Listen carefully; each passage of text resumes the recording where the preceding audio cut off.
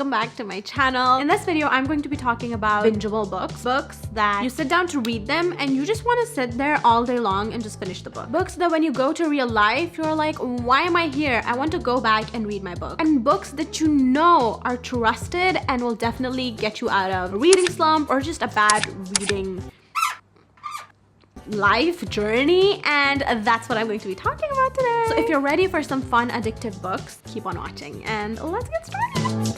So it's a lovely snowy afternoon when Noel and Sam get stuck in traffic because of the snow, and now they end up together for a very long time. So because of this natural disaster, they both are forced to spend time together for 8 hours, and they don't know each other, they're strangers, but they both start warming up to each other. And after the disaster, they actually keep coming across each other's path, and that is the topic the book follows.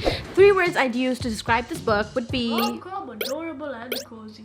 Gave this one a 4 star. I love the dynamic between the 2 main characters. This is basically a book you should read when it's snowing outside, when it's cozy, it's winter, and you just want to feel wholesome and just good vibes overall. I can't do that because it doesn't snow here, but if it does, it's literally a Netflix rom-com movie in a book. This book follows Maggie, who lives in the Tower of London with her dad, has had a very bad experience with her ex, and now swears off men. She tries online dating, but obviously living in the Tower of London doesn't really work out that well for her. And now she finds herself looking at this royal guard every single day to her work and trying to distract him, trying to get his attention to see if he actually moves. And that's the storyline that the book follows. For this, I'd say cute, dreamy, and funny. Gave this one 5 stars. I absolutely love the main character Maggie. She is so lovable. She is just so sweet. And when you get to know the royal guard, I think he is the most adorable man on this planet. There's a bit of history of the Tower of London, and there's just comedy, love, friendship. There's just so many dynamics discussed in this book. Grief as well. I just feel like this is the perfect sprinkle of everything in this book. Definitely a page turner because it's just so interesting. You would not want to put down this book at any moment. So this book is set in a futuristic world where instead of normal groceries over here, they have the store. The store can deliver anything to your door, and it can also deliver things that you didn't know you actually even needed, because somehow it can read your mind. And in this town, you have Jacob and Megan, who are husband and wife, who are writers, and right now they're not really doing that great. Both the husband and wife think that something's definitely wrong with the store, and they want to figure out what. They're the only 2 people who find this whole concept creepy, and now they're muddled in kind of their own investigation, trying to bring down the store and maybe write something about it to publish in their book as well. And this discovery soon becomes deadly as well. Futuristic, scary, and kind of cozy crime-wise. Never actually given this book a rating because I read this a long time ago, but if I were to, I would give it maybe, let's say I'd give it a 5 star actually. I love the topic, it's just something new. I was definitely scared reading this book the whole time that I was reading it. And I think the visual of this book precisely describes what the book is about. A book I would definitely love to read again. Like, it's been so many years, but I still remember the visuals I was thinking of when I was reading this book. Next is a series of A Good Girl's Guide to Murder, and each book has its own little story and it's definitely connected, so you should definitely read it in order as well. This book follows the case of someone who died 15 years ago, and Pip then takes the responsibility of solving the case because the police just didn't do enough. In Good Girl Bad Blood, she's finding a missing person, and in As Good as Dead, she is the victim. So she needs to save herself. Definitely a page turner, personable characters, and gripping. Gave this whole series a 5 star. Definitely one of the series where you will devour each and every book, maybe in one day. I especially love this book because Pip takes things in her own hands and doesn't leave it to the police. And so I would definitely also recommend looking at trigger warnings of this book because there's definitely stuff about sexual assault and abuse and drugs and all of those things as well. So definitely have a look at that. But overall, I really loved it. Justice is definitely brought to the characters who, you know.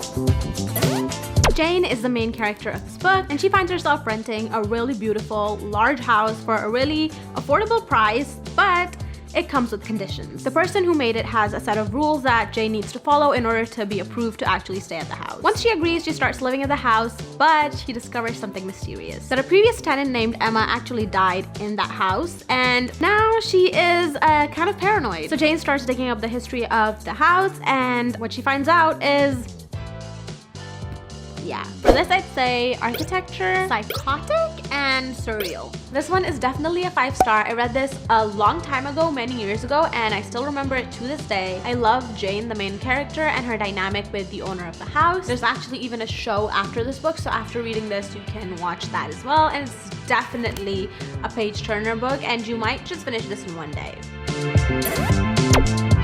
The reappearance of Rachel Price follows Belle, a 19-year-old girl who lost her mother 16 years ago. And now production comes to the family with the opportunity to make a documentary on this, and they're gonna get some bucks from it, so they agree. However, during the filming season, the missing person returns. Her mom reappears.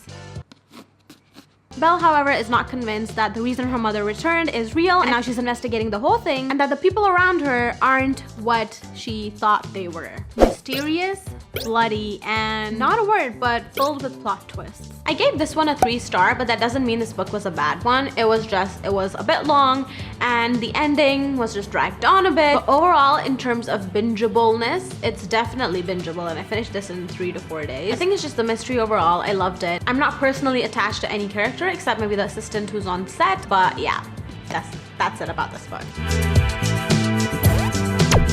Esther is a young girlie just like us. She reads an article, and the article says that each woman in her life dates 7 men specifically. Each one are in their own category, and now Esther thinks that maybe one of them was the one that got away. So the book encompasses her contacting all her exes and trying to figure out which was the one who got away. Friendship, emotional, and funny. Gave this one a 4-star. I just love the topic of her going through her 7 exes and just trying to figure out which one it really was who got away. And I love her friendship group's dynamic. It's just so wholesome. I mean, it's a funny and comedic kind of romantic book, but it also has emotions in it. I think it's just a perfect sprinkle of everything in one book. This book follows Avery, a girl in her teens. She doesn't live a fancy life. She actually lives with her sister. She's really struggling in life. But one day, she gets a message that she has actually been handed over a lot of money, a lot of houses, a lot of assets from a billionaire who randomly just died and decided to give her everything. So the next day, now Avery is a billionaire. However, the people who already live in the house are not happy with this decision of Avery owning everything and not them. And so this game becomes deadly because everyone in the house is after Avery, trying to figure out why exactly she was given the money. And so Avery goes through puzzles and quizzes that the old man set up before he actually died to try and figure out why he really did this. For this one, I'd say addictive, money, and puzzles. I gave this book a 4-star. I loved Avery. I loved her character. Her dynamic with the 4 boys in the house is great. So you best believe there is a sprinkle of romance here and there. Reading this book just makes me want to be a billionaire and own a mansion.